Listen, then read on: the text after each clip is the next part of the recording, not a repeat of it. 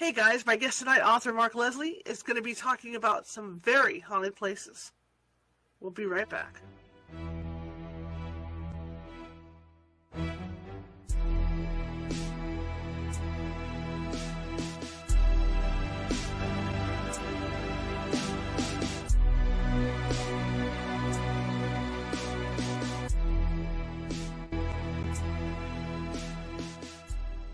Grab your popcorn and snacks. Find a comfy spot, take a seat or lie down, and let me transport you to a place of fantasy, ghost stories, ancient legends, odd creatures, alien encounters, and other magical topics. You may even decide to join the conversation. From faraway lands to your own backyard, with a small dash of pixie dust. Turn out the lights and open your minds. The journey is about to begin. Good evening, everybody. How's everybody doing? I think you all said good. I can hear you. I'm magic. My name is Charlotte, and I'm going to be your host for the next hour. I'm also the owner of the California Haunts Paranormal Investigation Team, based out of Sacramento, California. We are 45 strong, up and down the state, and what that means is that if you think you may have a paranormal issue going on, we can help you. It might take us a couple days to get to you because California is huge. It's a huge state. But we definitely can get to you. In the case that it takes us more than 1 or 2 days to get to you, we do have mediums on staff who can phone you and talk to you about what may or may not be going on. And then in most cases, they can settle the energy down and until we get out there to take a look and see what's going on. So you can find us by checking out Facebook, or Google even, California Haunts Radio, California Haunts Paranormal Investigation Team. You can check us out that way to find us.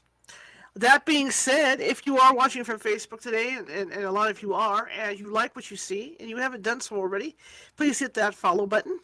And please be sure to show us some love. Give me a thumbs up, give me a happy heart, give me a happy face.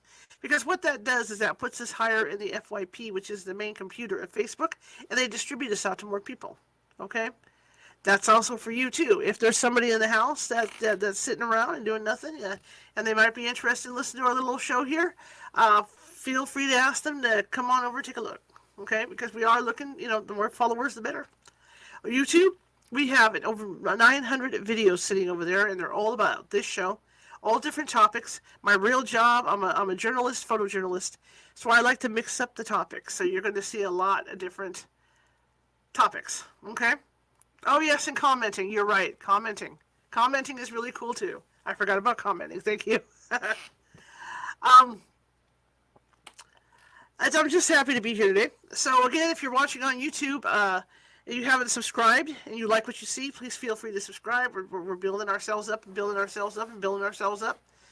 And again, happy faces show us some love and comment in the chat room and all that good stuff. It pretty much goes clear across the boards for any social media, whether you're watching from Facebook, YouTube, TikTok, Twitch, or wherever you're watching from. The more you interact with us, the more they distribute the video out. So if you could do that, I'd appreciate it. You don't have to, though. It's only if you like what you see. I do have a ticker running along the bottom because we're getting back out after a hiatus to investigate because COVID came and then I had some personal issues going on. And I happened to go through all my equipment and there's some equipment that's in need of repair. So I'm just trying to raise funds to repair that equipment. We are a nonprofit. And so everything we make goes towards our equipment. So I'm just, trying to do that. Nobody's required to, but if you can find it in your heart to do that to help us out so we can get out and help people in need, that would be great too. All right, that being said, one more event. I got an event on Thursday morning, 9 a.m. Pacific, and that's going to be Coffee with a Ghost Hunter. If you want to know what anything and everything there is about ghost hunting, come on down and see me it'll be here on StreamYard. It's a private event, and go over to the California Haunts Paranormal Investigation Team meetup site, go to events, and sign up there. And that's going to be a really cool event because, you're not at Starbucks. You can just sit there in your jammies or your hair and curlers or whatever you do in the morning at 9 a.m. and have a little chat with me. It's my Coffee and the Ghost Hunter. So check that out. Saturday afternoon at 2 p.m. Pacific, Medium Nancy Matz is going to be here too, and we're going to be doing a live psychic reading event, and it's for spring. Spring is a time of reinvention, and we want to, if there's something that you want to talk to her about, ask her about, whether it's a deceased relative or anything. come on over and do that. That's also over at the California Haunts Paranormal Investigation Team meetup page. Okay, here we go. We get to actually start the show. My guest today, Mark Leslie, has a lot of books out. In fact, I'm in the process of writing a book about my team and the places that we've gone. And I'm really in awe of the amount of books that this gentleman has written about haunted locations. So it's going to be a really fun night to talk to him about these locations. So without further ado, let me bring him on.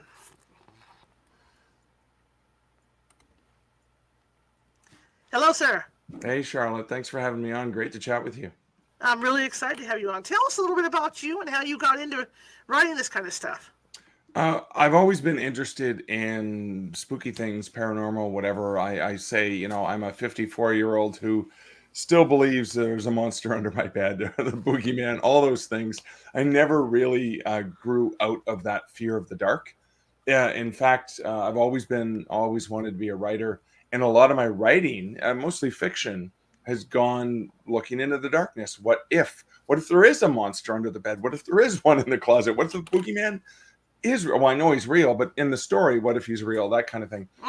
And it wasn't until I had moved to Hamilton, Ontario, and the new city to me, and I went on one of the ghost walks there. I'd gone to some previous in Ottawa, Canada's capital city, and that was the first time I fell in love with. I mean, I love the macabre already. I loved horror movies. I loved reading lots of scary things. I loved writing scary stories, but I fell in love with history, and I realized for the first time in my life, and I hated history all through high school.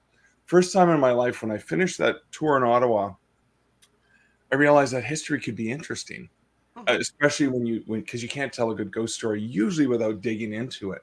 And then so when I moved to Hamilton, and I went on a go like I'd never really lived in the city before, so one of the ways I like to get to know a place when I visit is I usually go on a ghost walk, because not only do you get great stories and fun, you have a great evening with wonderful people, but you get to learn a little bit about the history of the region, and Nice. that is what led to me wanting to do a book, because I talked to the folks of Haunted Hamilton Mm-hmm. who were running Ghost Walk tours, doing an amazing job, and said, "You guys are phenomenal.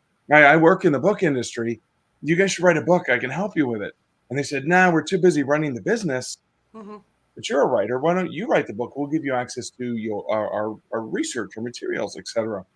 And so I kind of put that on the back burner, and I was at an industry meeting, and I heard a vice president from Dundurn, one of the publishers in Canada's largest independent publisher, say, "We've always wanted to do a book of ghost stories about Hamilton." And it just kind of was like serendipity. I went, "They've always wanted to do a book like that.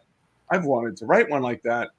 I checked, there had never been a book like that. So I pitched it to them, wrote them a letter, said, "Hey, here's why I think it would work. I think there's a market for it because this Ghost Walk group's been around for 10 years.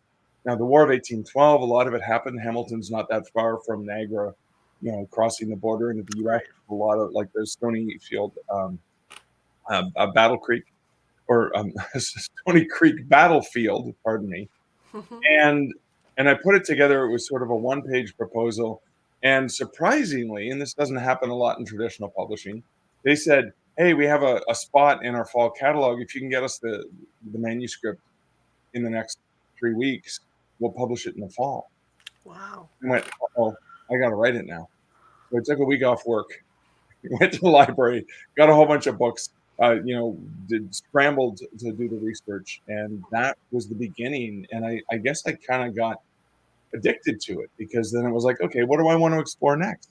Mm-hmm. And that's how I've done so many books with Dundurn over the years. So it was kind of like, I always like to write creepy Twilight Zone style stories, but then this adding the research and adding the real stories was just a whole different element for me. And I still love doing both. Mm-hmm. Mm-hmm. As an 18-year ghost hunter, I can tell you it's like a drug. Once you get started, you cannot stop. Yeah, yeah, exactly. Because I mean, you keep finding fascinating tales, and I know, I mean, it's a nonprofit that you're running, so you're doing this out of passion, out of love. Mm-hmm. And again, I'll be honest with you, most writers don't make enough money to live on, right? Right. So this is the same thing when you write a book. It's like, yay, if this $25 book sells, maybe I'll get $1 or $2 next year, you know? So it's not something that's gonna, I mean, unless I sell millions of copies, then of course that's $1 million right there. But that's not something that often happens to most of us whose names aren't Stephen King. Right. I was just thinking that. Yeah. um, what do you think has been the most haunted place that you ever written about? Oh boy. Oh, it's so tough because so many different places claim to be the most haunted. But I think here in Canada, it would be the old Carleton Jail, which was and still is a youth hostel, and it's a place where you can get a room for like as cheap as $30 for a night, and you're staying in an old Wow. converted jail cell, and one of Canada's most haunted buildings. And so I've been on multiple tours there. I'm too scared to sleep there. I have stayed at allegedly haunted hotel locations, but that one was just, I don't know, that one I didn't get a good feeling. I was like, nope, I don't care how cheap it is. I don't think I could sleep there. Have you ever done a ghost hunt with a team? I've gone with a couple teams to do a couple of ghosts. Nothing major. I haven't actually even done an overnight with a serious team, like investigators like you and your team.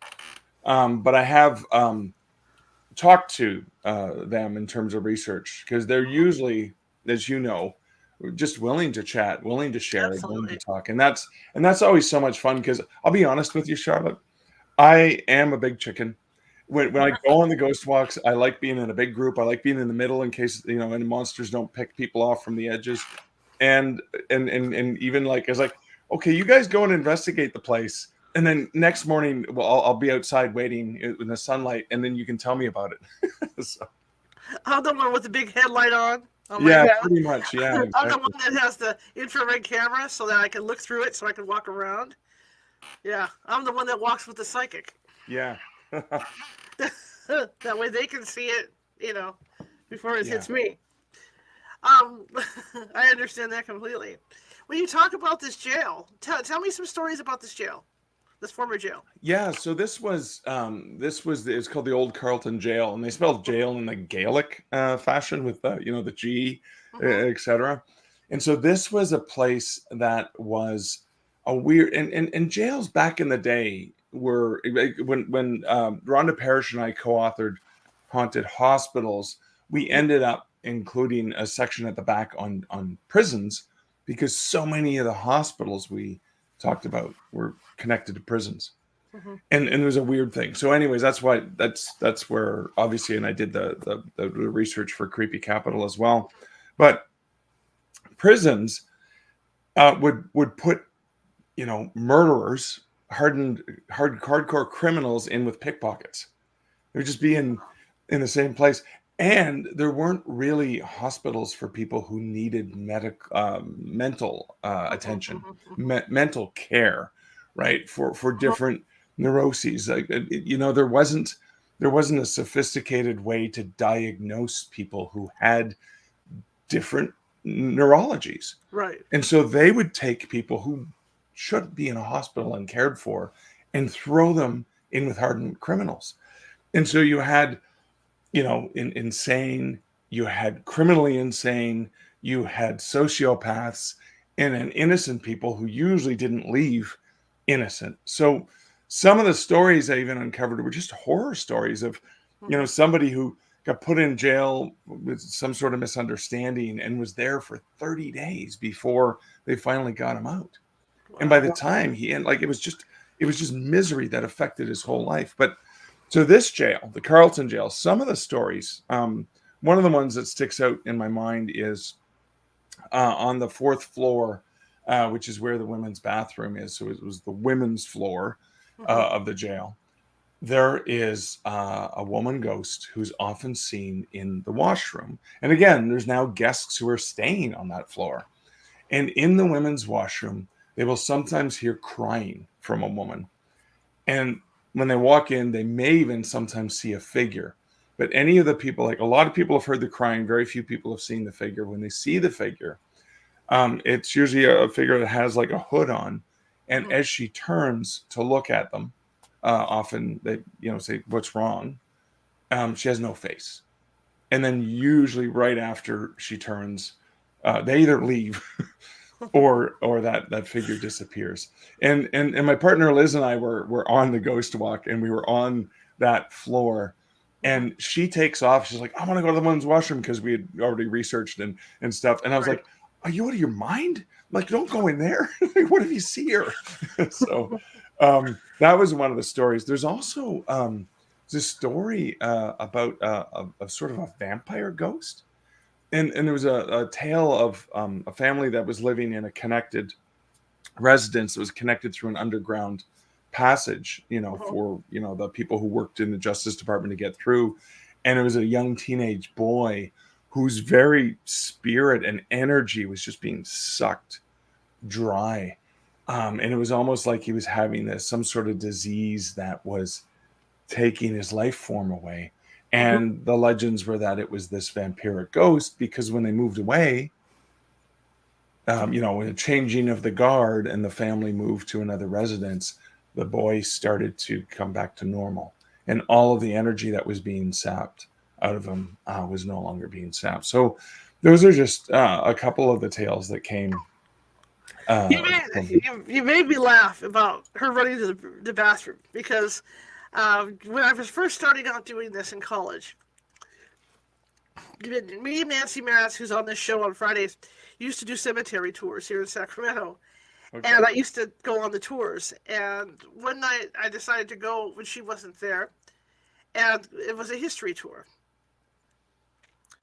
Well, there was this one spot on the tour where she would say, "Oh, there's a young girl dressed in a blue gown. It's Christmas Eve. She's dancing. She lost her love, or something. Something bad happened to her." So I Right. decided to go wandering off to take photos, being me. And as I'm coming around the corner, this girl dressed in a blue gown, this ghost in a blue gown, literally comes out and starts dancing. It was the scream heard around the world. Oh my God. And it turns out it was one of there was a history tour and they had actors out there. Okay. So there you have Wow. that one.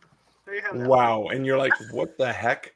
Yeah, because it's all quiet because they were clear across the cemetery, so it's all dark and quiet. And there I go back there snapping photos as she comes out dancing. Scared me to death. Oh yeah. They I mean, it's interesting when you're on often when you go on ghost walk tours and stuff, the guides will often tell you about an incident that happened. And Mhm. going back to that prison, one of the ones was it was a high school group of kids, very popular. Take a bus trip in Ottawa, go on, a little historical ghost tour because it's kind of fun. Mhm. And it was on the third floor that there was, I guess, they cautioned them about making too much noise or being too rambunctious, etc., because occasionally people would injure themselves. They get injured, and it was Mhm. like they blamed Charlie, right? This Charlie's gonna hurt you. Mhm. And these two kids were just goofing around and playing tag and mucking around. And for no reason whatsoever, both of them, who had it never happened to them before, just got really bad nosebleeds that took a lot to try and get them to stop. And the guides believed that that was probably Charlie saying, enough's enough, kids. Mhm. Mhm. So, Wow. Are there different areas in Canada that are more haunted than others? Because I know here, like California is a lot younger than our East Coast. So the East yeah. Coast tends to have a lot more activity than we do. Well, we're even younger here in Canada than in Eastern United States. So Mhm. our history doesn't even go back as far. But yeah, there are particular locations that tend to have a lot of those older stories. A Mhm. lot of them are in Ottawa, nation's capital, which is sort of Eastern Ontario, still not on the East Coast of Canada, because our East Coast sticks out quite a bit further than the US. We even have, a time zone and a half that we go into over on the left coast or on the East Coast. So you've got locations like that particularly have some haunting. Hamilton as well, because of the War of 1812, and a lot of it has to do with what happened in that location. So what I found is that there are particular types of locations like hospitals Mhm. that are a little bit more likely to be Mhm. haunted. And as an investigator, this. Mhm. This is a place where people come into the world and come out of the world. Yeah. Not only that, not only is it a place where this transition between the worlds happens, but this is a place where trauma happens in a significant way. Mhm. Mhm. Happy things, right? Joyous, beautiful, magical, powerful, emotional things happen, but also devastating things happen in a hospital too. Mhm. Mhm. And I'm of the belief that a ghost may not necessarily have to be somebody who died in that location. I Mhm. believe that a spirit that has impacted a location, can leave ripples in time and space, and maybe that's what we're seeing sometimes. Right. And Right. I've had Right. fun with fiction, writing about a haunted theater in Ottawa, a real haunted theater. But I made up the thought, well, what if it's not really a ghost? What if it's somebody who's tied to that spot, and the ghost stayed there after he left, so, Mhm. or his Mhm. spirit stayed there, and he always felt out of sorts because his spirit's still haunting the theater, Mhm. where he was born. So that's just I love imagining the various reasons Mhm. for a haunting, and it's not always murder. It's not always a tragic death. No, it's yeah, like you say, it could be some place that somebody loved. Like my house. I mean, I still have family members here. I mean, this is their thing. They can stay as long as they want, as long as they don't get, you know, haunty. Hmm. That's the word I want to use. So when you talk about Hamilton, you talk about that war Yeah, because I know we have our areas here like Gettysburg and yeah, things like that. Is the activity similar?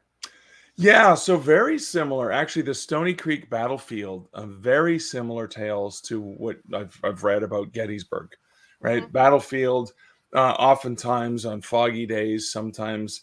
When the sound changes, you can actually hear the echo of gunfire and men calling out, sometimes seeing the shadowy figures on the field. Now, sometimes it is the reenactors, Right. but so some of the story, and again, I always try to look for a logical, non-paranormal explanation, because it really is, as an investigator, I'm sure you know this. You want to be able to find some way to explain it, so that once you've uncovered all the possible, you know, physics related reasons that this could happen, then it becomes the unknown and the unexplainable. Like, what was that? Because we know it's not this, and we know it wasn't that. So that's one of the things that happened in Stony Creek. But there was also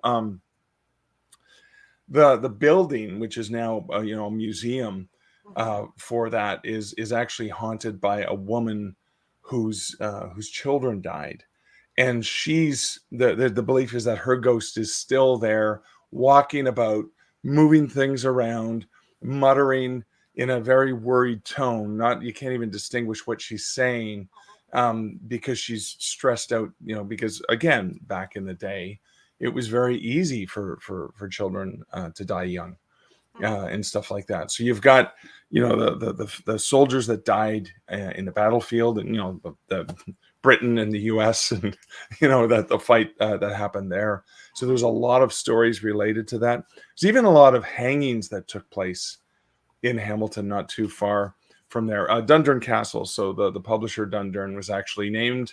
The founder was a big fan of Dundurn Castle in Hamilton. So I even worked that into the subtitle. I proposed it. It's Haunted Hamilton: The Ghosts of Dundurn Castle and Other Steel Town Shivers. Hamilton being like a Pittsburgh for us here, where Mm-hmm. there's a massive steel manufacturing plants.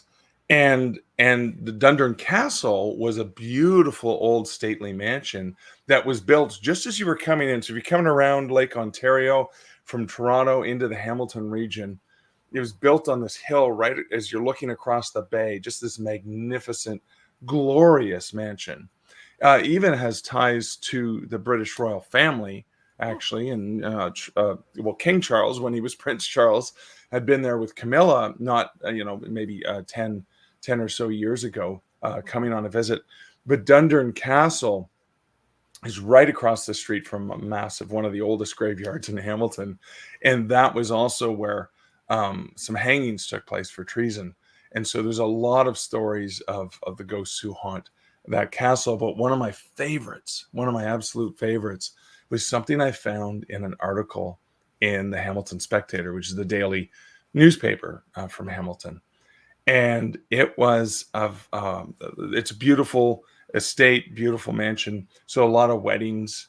They'll go to Dundurn Castle to do photography in front of the building or on the stairs or in the fields outside. They're just gorgeous. And there's this wonderful picture of the wedding party in front of the building, and there's this forlorn looking woman who's looking out the window at them.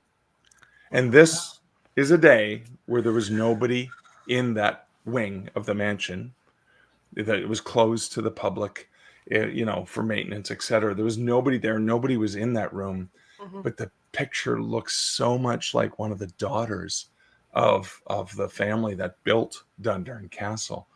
And that, like, again, it was one of the most beautifully wonderful things. So she had died young, and the thought was that she was just wanting to be a part of this joyous occasion because she never had that. She never had the opportunity to be part of a wedding or to experience any of that. So it was this beautiful, sad face of this woman looking out.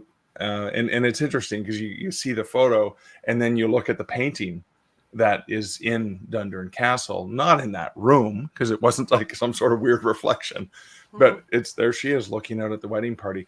And I love those stories that were actually documented, not in a a paranormal specific journal, but in a general newspaper, because they couldn't explain it.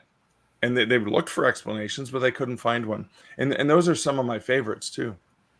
I know, like here we in our Gold Country, we have a lot of hotels are haunted, and I know when we go into this one particular hotel, they have documented stuff that they have a book, but people will tend to document on whatever they can document on. So we will get a box of of toilet paper or whatever or napkins, whatever they happen to document on. Have you had to have stuff like that to use to write with? Because I mean, if I was, wow. Yeah, well, I mean, myself, I always, when I travel, I always have this nice little, handy little thing. And usually, one of the reasons I like to wear jackets all the time, even if I'm doing like with the skull look, is I can keep a pen and I can keep a notepad there Sure. to jot things down, whether it's fiction or whether it's some sort of research. But yeah, any tool. And now, I mean, with our phones, right, can Yeah. easily just record stuff. And I've done that too, where I've been standing in a location and I didn't have anything to write with. And I would just record what I was feeling and trying to describe it so that later on when I went to write the chapter, I could come in and, you know, and capture that essence because you don't want to lose that. Right. Right. Now, recently I saw you on another show talking about haunted bars and pubs. Let's talk about Yeah. some of that. Let's talk about some of that.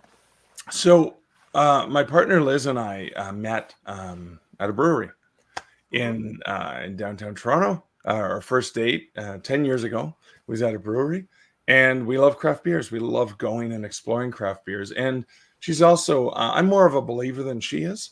Mm-hmm. So she's curious and she wants to go and do the research. And so she's a lot more brave than I am.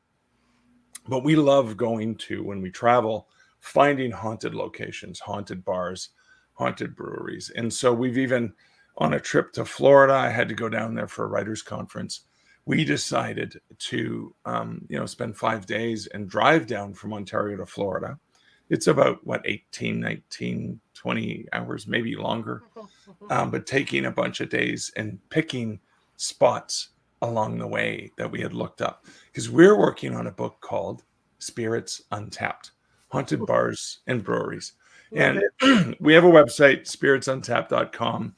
We started to share some of that project kind of went on the back burner for a while. I'm still actively researching it. One of the challenges, I have so many file folders and so many notes and so many pages. But that's one of the ones that we're really excited about because, the research itself is fun because you get to go and you sit there at a local pub and sometimes the regulars will share stories. And in the very first haunted bar that I actually haunted myself for many, many years, was when I was working on Haunted Hamilton. There was a bar in downtown Hamilton called the Winking Judge, on Augusta Street. And I had learned about the ghost of the judge. It looked like, wearing the old Lincoln top hat kind of look with the cloak and stuff. He would often be seen. There was apparently a ghost cat that was there as well. And then just weird things that had happened over time. So I ended up, in 2014, ended up moving into an apartment right beside the Winking Judge.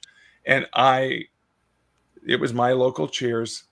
I would, after work, almost every night, be down there hanging out with the regulars, and I got to pick up even more stories over the years. And one of the ones that was most fascinating to me was the owner talking about her daughter. So they would open at 3 o'clock, and then some of the regulars would come in early, but then the real crowd wouldn't come until after work, 5:30, 6 o'clock, et cetera, et cetera, et cetera. So she'd get her daughter. Her daughter would come there, and then her father would come and pick her up. As things got a little bit busier. Closer to 5 o'clock. But her daughter would be there in the restaurant while she was just getting things ready, and there was no one around. Usually, she's just, getting the kegs filled and all the stuff. And so her daughter's upstairs on the second floor. In the front, there's board games and stuff, and she's just whatever. And she can hear her just chatting away, having a good old time, having a good conversation. And so and I mean, this is prior to like kids having cell phones. Cell phones weren't really a thing then.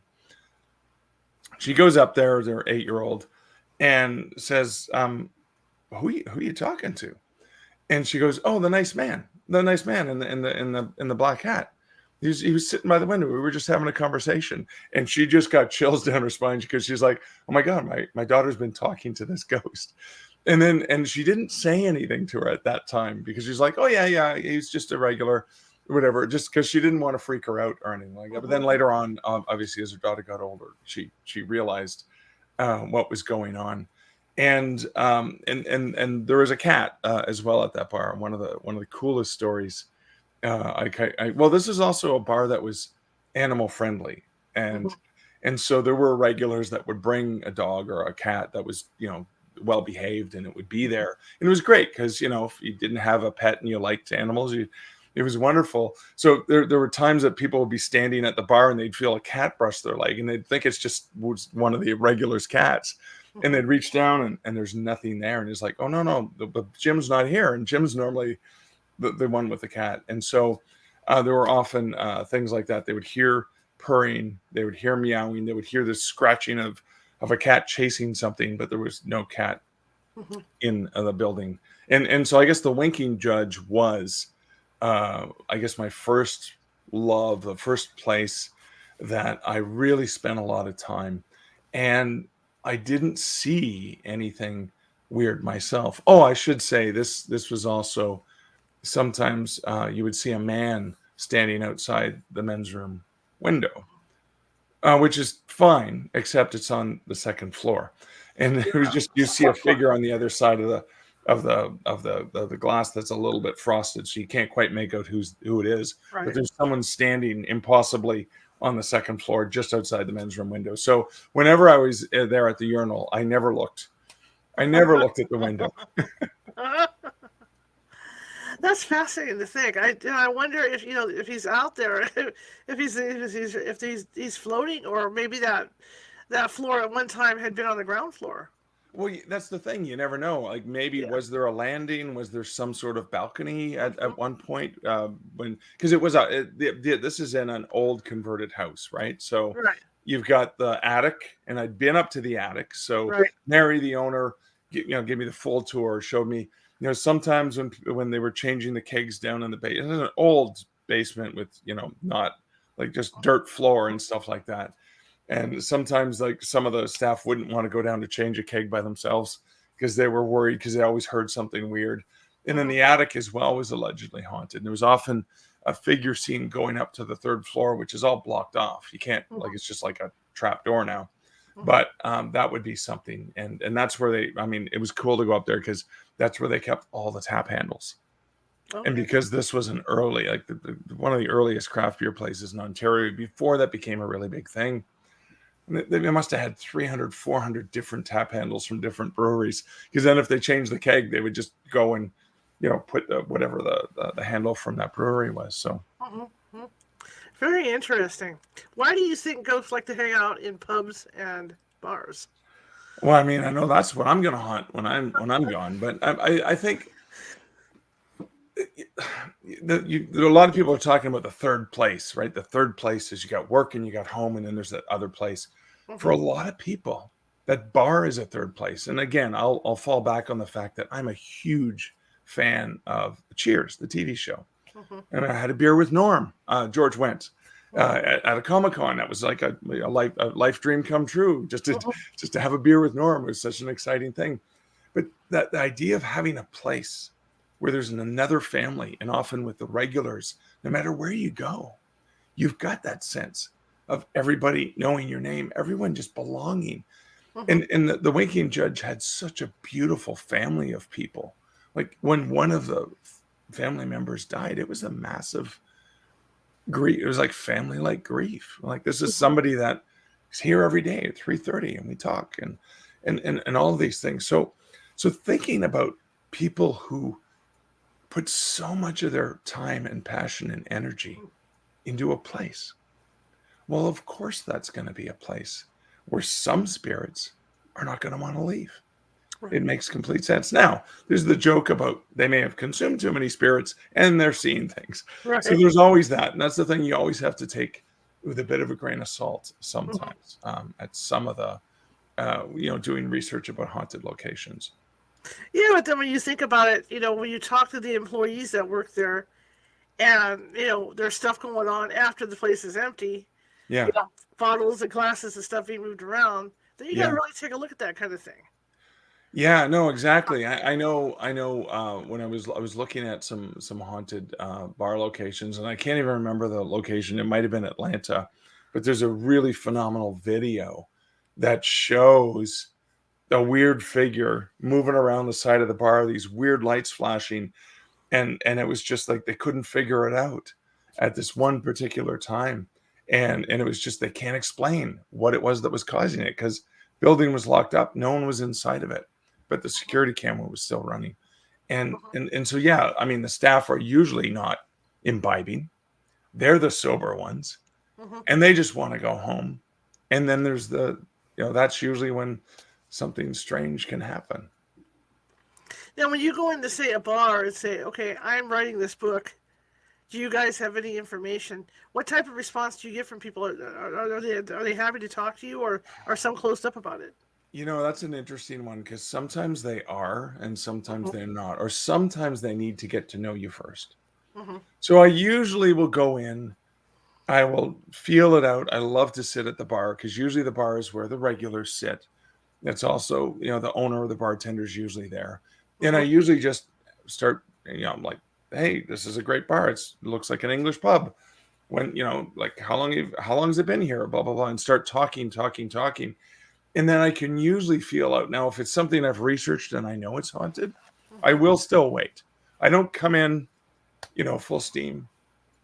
I usually like to ease into it, make sure that they're comfortable, and I'm not just there. I mean, yes, I'm there on a mission Mm-hmm. to get some information, but I'm really there to absorb, and I really want to observe because that, to me, when I write about a place, I don't want it to be a clinical description. I want to Mm-hmm. get a feel for the people. I want to get a sense of it. Sometimes they're not. I mean, if it's busy too, they don't have time. Mm-hmm. But then sometimes the regulars will want to share some stories as well as like, hey, my name's Mark Leslie. I've written some books on haunted locations. I've heard stories about this place. Any truth to that? Like, what have you seen anything? And usually, as I'm sure you know, Mm-hmm. most people, if they've experienced something, are really willing to talk. I mean, I accidentally do research. Like when I'm doing a book tour or a book signing or a talk somewhere, I'll always have somebody in the crowd just a little bit too nervous, didn't ask a question. They kind of wait and they linger as I'm packing up, about to leave, and they say, listen, I got to tell you something. And it's kind of like, okay, you may think I'm crazy, but this happened to me. And usually I was like, no, I don't think you're crazy. By the way, is it okay if I write some of this down? Yeah. And that's where some of my stories in the books come from first person accounts, which I love. Hmm. But I do my best to make sure that if they don't want their name published and they want to remain anonymous, I will try to anonymize their situation. Right. Absolutely. What is one of the most unique places that you have written about? Wow. Yeah, that's an interesting one. I think the um wow. I want to think about so yes, okay, Lincoln City, Oregon. Okay. I was there for a writers conference. So New York Times bestselling authors Dean Wesley Smith and Christine Catherine Rush. Hmm. They've each written a couple hundred books themselves. They've been in the business for years. They used to hold these amazing writer workshops in Lincoln City, Oregon, which is about a 3 hour drive from Portland. And we're there in the workshops during the day, but then we're hanging out at actually a haunted building, which is a hotel run by a friend of theirs, the Anchor, and there were stories that people who stayed there, and I never stayed there. I always stayed at a different hotel. I was a little bit too scared. I would go hang out in the evening with a lot of Hmm. people. I was too scared to sleep there. But there were, there's the person coming up, and this is like as you talked about from the winking judge and the figure in the window. Right. This is a person that comes right out of the floor because the person kept seeing that in the room on the second floor. They kept seeing this ghost apparition, like the top half of their body begin to appear, and then they would just Wow. walk into the room. And of course, they found out later that yeah, back in the day, that was a stairwell.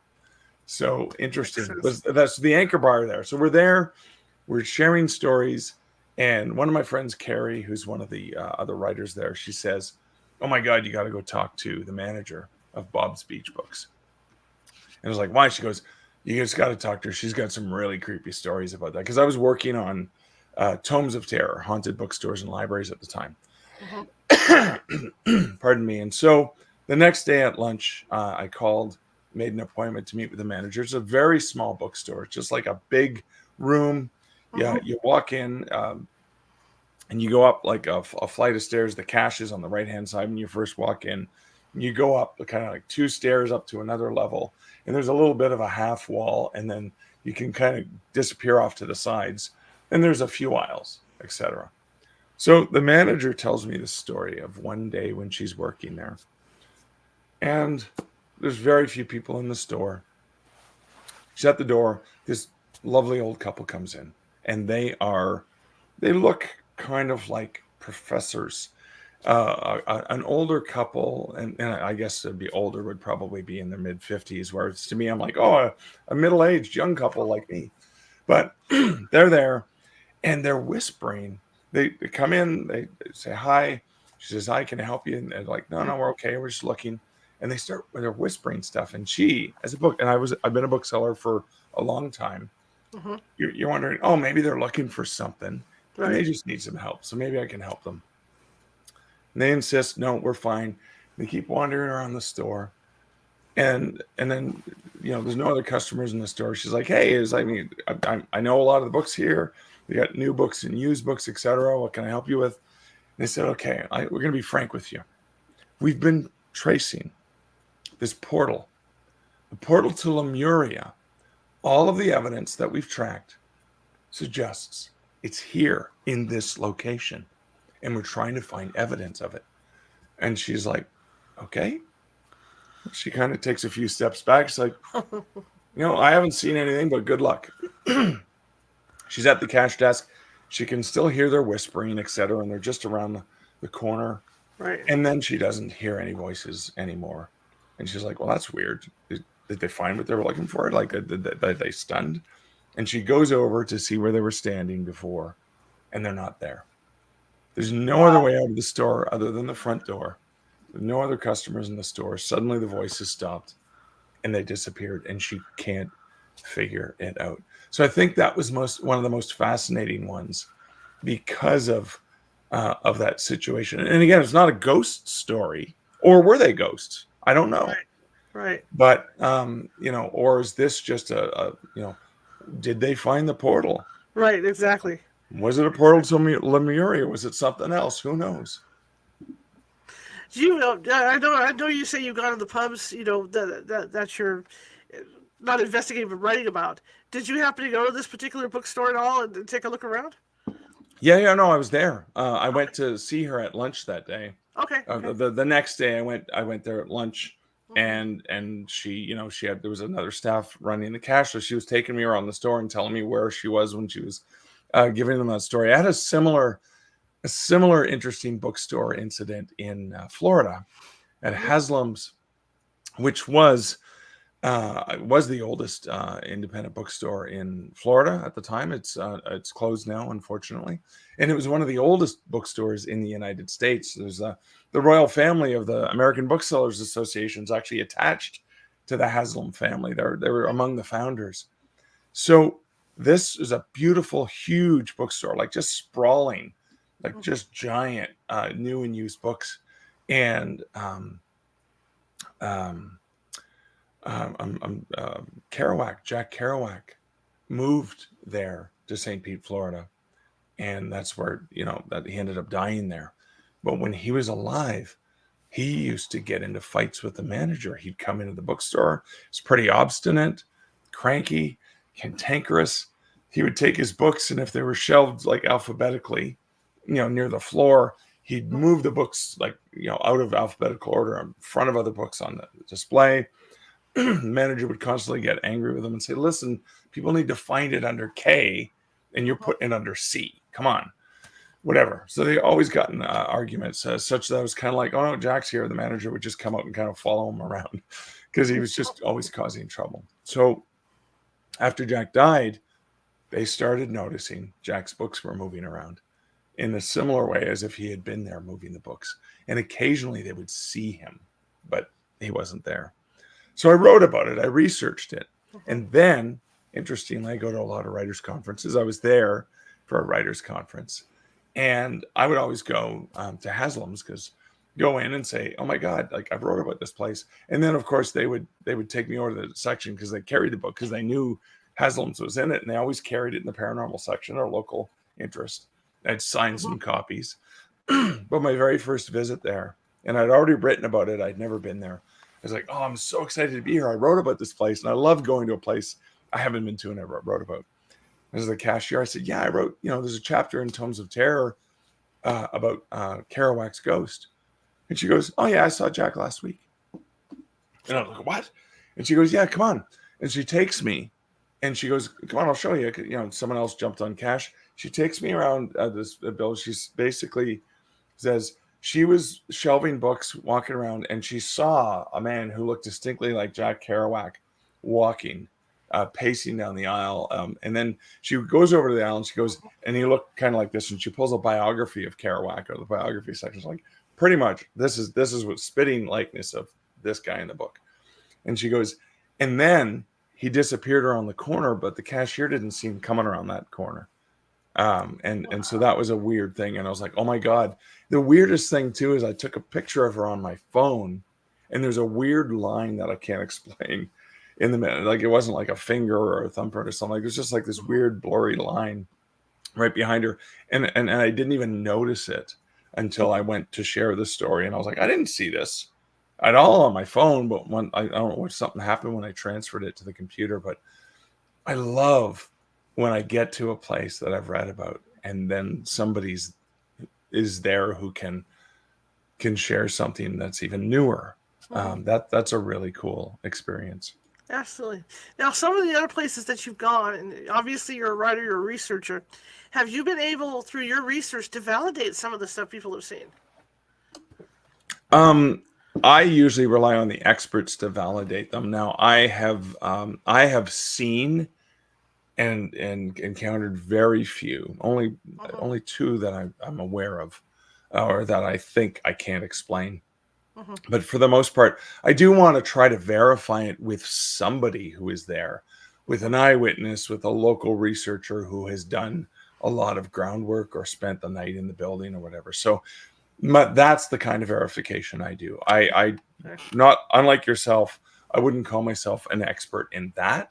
I'm an expert in listening to the people who do all the hard work, Right. Right. but Right. not necessarily in the investigation themselves, other than, I mean, I'll be honest with you, so many of the haunted bookstores I didn't end up writing about were, and the books fell off the shelves on their own. And I was like, yeah, but I've worked in the book industry for a long time. In the summer, in certain climates, there's a lot of humidity and paper absorbs water. So books falling off the shelf happens naturally as they start to expand and then drop. We used to even have to, when we had a pocket of mass market books, for example, constantly had to put the book in the front that was in most exposure with the air absorbing more moisture. We used to get thick. You have to tuck it in the back and shove the pile back so that it could start to evaporate. But it was kind of like, if all that happened was books fell off the shelf, that's not paranormal. That's just physics, basic physics. But in the case of one bookstore where a bookseller went through the kids section into the back room where they did the receiving and the lunchroom, and there's nobody in the kids section, and they go in to get a book that was a special order that had just come in, and they're not even gone in the back room for not even a full minute. And suddenly, all the Goosebump books off this one shelf were not on the floor, but were piled in a perfectly straight line right in the middle of the floor. And nobody was anywhere near that section when they walked back. And it was just like this weird, like, that wasn't there when I came through the first time.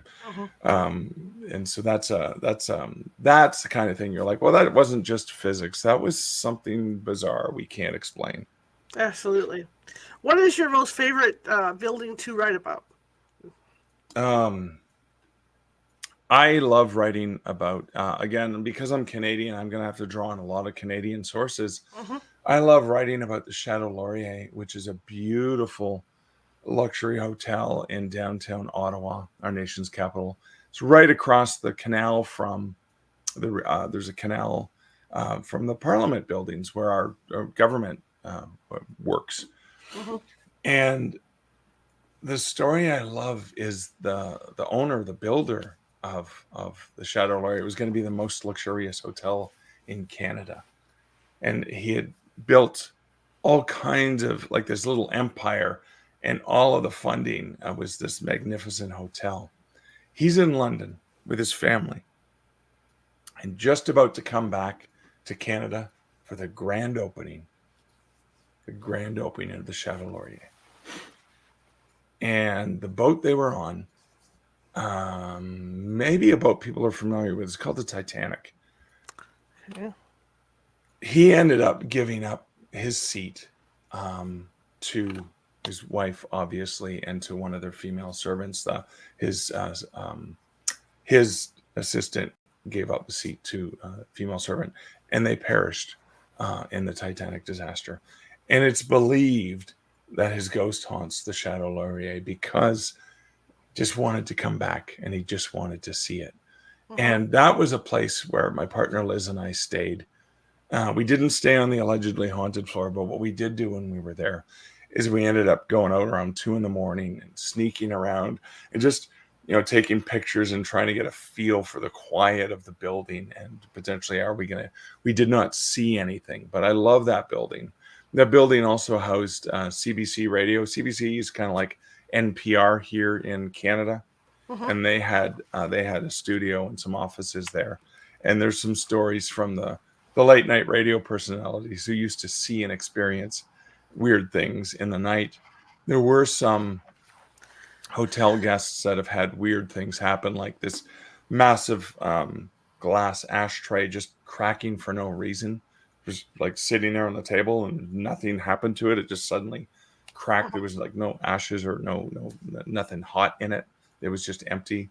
And then a woman who, when she was in the shower and she could feel a presence come into the room, and she thought it was her husband who was being a little bit amorous, and she could kind of feel like someone's walking behind her, and then reaches in and touches her back in the shower, and she turns to be lovey-lovey, and there's nobody there. And that was Wow. kind of a freaky incident. Similarly, in that same room, another woman did see something weird walk by her when she was in the room by herself in the beautiful old dressing mirror that you can kind of sit down and you've got all that. And it was just like no one was in the room. And suddenly someone walked by about 3 feet behind her.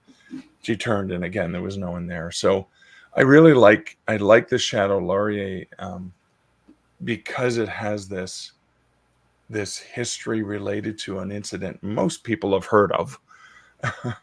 But it ties back to, this man who had this dream and never got to see it realized. And is it is he one of the ghosts that may be haunting this old building? Absolutely. Now, do you find, and this is something that I find in a lot of the hotels and places we go, that the bathrooms are usually very, very active areas? Hmm. Yeah, lots of stories take place in the bathrooms, but then so are the beds too. I recall a friend of mine, and this had happened to her at a hotel that they were at. She was there with her husband, and she's in bed, and he's in the washroom, just brushing his teeth, doing whatever, and they're having a conversation, and she's facing towards the window, away from the washroom, and then she feels, he climbs into bed, and she's like, well, why didn't you turn off the bathroom light? And then she hears a voice from the bathroom. Her husband says, because I'm still in here. And and she said, I should have known because it didn't feel like my husband. It actually felt like a woman. And so the next day when they went down to talk to the staff and tell the story, it's like, oh, you met Anne. What do you mean I met Anne? Oh, yeah, a lot of people meet Anne. Anne's just friendly. She likes to cuddle up to people in the bed, especially women. She feels more comfortable with women. Usually that's what she'll do. She'll just cuddle up to you. It hasn't done anyone any harm. But yeah, that's Anne. That's what we named her.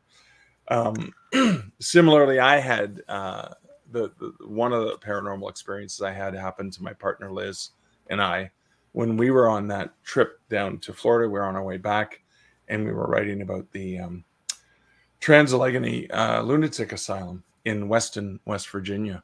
And so we were rushing. We drove. It was like a 16-hour day from Orlando, and we finally get there at like 1 a.m. First hotel we go to check into. Liz is driving. It's foggy in the mountains, etc. I run in, and the parking lot's packed. And it's like, do you have any rooms? Sorry, we're all done, but there's an Econo Lodge just down the highway. Like, great. We get in there. We go to the Econo Lodge. It's packed as well. I was like, oh my God, I just want to sleep because we're going on a tour because they were doing tours of this haunted building at 9 a.m. the next day. And we wanted to do that, do a tour, and then drive back home.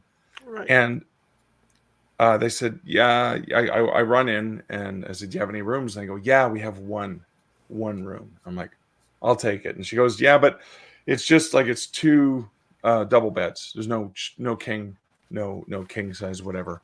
And so we take the room, we go there. We're so tired. Liz takes the bed near the washroom. I take the bed near the door. And she can fall asleep. Like I lie there for forever. She puts her head up, she rolls over, it's like good night, and she's out like a light. I'm still, whatever, nervous, whatever. I end up falling asleep, and I wake up at some point, and I hear Liz moving, and I look up and I see, here she is walking towards the bathroom. Again, the bathroom, right? And I was like, she's going to the bathroom. I wonder why she hasn't turned on the light. I wonder why she hasn't turned on the light. And then the next thing I hear is her breathing in the bed beside me, like the bed beside my bed. And I was like, oh my God, there's a woman in the room. There's a woman in the room. And I sat up and I was freaked out. I was like, I saw a woman walking by Liz's bed. And I'm like all panicked and stuff like that. But there's no one there. And I check and the door's still locked. And I was like, all right, everything's still there. My laptop's there, my passport, everything on the desk at the end of my bed. And I'm like, okay. Here's what happened. I woke up. I saw Liz go to the washroom. I was laying there. I fell asleep. I woke up 5 minutes later. She was already back in bed. And I assumed just 2 seconds had passed, but it had really been minutes. That happens. Easy to explain.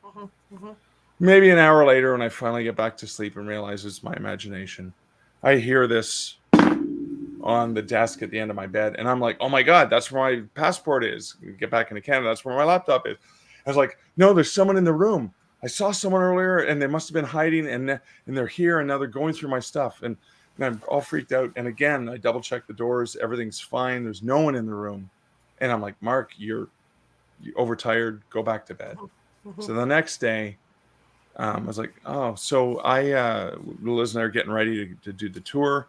And I said, did you get up in the middle of the night? She goes, no, I slept like pretty much the whole night through. I didn't get up once. It was just out and whatever. And I said, well, that's funny because here's what I thought happened last night. And I was like, ha, ha, ha. And I'm sharing the story, like, look at my weird imagination. And as I'm telling her the story, her face goes completely white. And again, you got to remember she's a non-believer. And I said, well, what happened? Why do you look like that? She says, well, I thought it might have been a dream, but here's what happened to me. She's lying in bed in the middle of the night. I'm sleeping in the other bed. She feels a hand touch her shoulder. She knows it's not me. It feels like a woman's hand. And she's like, oh my God, there's a woman in the room. Now she's braver and way more feisty than I am. She steals herself up. She's going to roll over and she's going to deck this woman, right? Because she's the alpha in our relationship. She's gonna be the protector. She's gonna do this, and there's no one there. And she's like, "Oh my God, I could have sworn there was a woman standing over the bed who reached out and touched my shoulder." And we couldn't figure out what it was. We talked to the staff, couldn't get. I haven't found anything about this hotel. But interesting enough, even though we were a little bit disturbed, we weren't scared. It felt like this woman was just there. She wasn't harming anyone. But that's the one where I was like, I'm scratching my head and I can't figure out, did we imagine all this simultaneously? Or we were both pretty convinced there was a woman in the room. Was there maybe a woman in that room? That's interesting. Real quick story I can tell before we close off is we were staying, we were doing a conference in this little town that's haunted up here in the foothills. And I was sharing a room with my mother, one of our psychics, and then another ghost hunter. And so, of course, you're doubling up on the beds, right? Because they're queen size beds. So I got the one next to the wall, and I was sleeping on my right side. Psychic was sleeping on the other bed, facing my bed. And probably about 4 or 5 a.m., I hear her wake up, and she says, "You're not Michael." And I'm laying there, and right then I had to use the restroom. And not being the brave little ghost hunter, I thought, I'm not getting up. There's 2 hours to go till the sun rises. Yeah. I'm going to sit here and I'm going to wait it out. There's no way in hell I'm going to get up and walk into some ghost that's walking around here. Yeah. You know, and so I did. I waited, and then when we got up the next morning, I asked her, "What were you talking about?" She said, "Well, I was lying in bed and I was awakened, and there was a man standing there." Right in my face, you know, like my husband would do. And that's why her reaction was, "You're not Michael." You're not Michael. Oh my God. Yeah. Absolutely. Mark, this has been a fun hour. Yeah. Oh, Charlotte, thank you so much. It's been a fun chat. Thanks for having me on. And thank you for coming on. What's next for you? We got Spirits Untapped is probably one of the next ones that I'm still in the process of compiling, but I'm also working on a fiction title in my urban fantasy Canadian werewolf series called Only Monsters in the Building. Sort of humorous werewolf adventure tales. So lots of different irons in the fire. Right. Where can people find you? You can find me at markleslie.ca, or my books are available on all the major retailers online. Okay, fair enough. Thank you so much. We'll have to have you on again. Thanks so much, Charlotte. All right, you have a great evening, sir. Too. Okay, bye-bye. All right, that was really fun. I love hearing stuff like that because it's a lot similar to what I go through. Not I go through, but stuff my team and I experience as ghost hunters. And like I said, I'm in the process of writing my first book about the adventure, my adventures of of being a non-believer than being a believer, and how I got there and to this point. Okay, tomorrow we'll be back on at 6:30 p.m. Pacific. Kind of shifting gears tomorrow. We're going to have Stan Deo on with us, and we're going to be talking about ancient giants and extraterrestrials. So that should be a pretty good show tomorrow. I will give you Mark's contact information and show you a few of the books that he's written.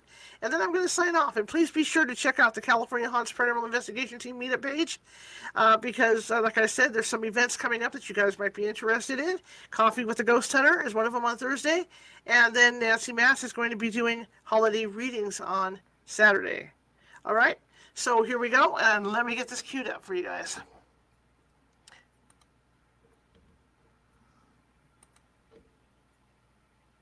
Okay, again, the website is markleslie.ca.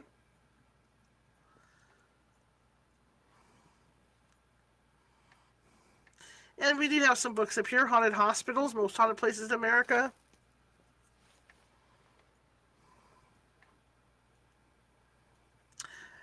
Spooky Sudbury, Death.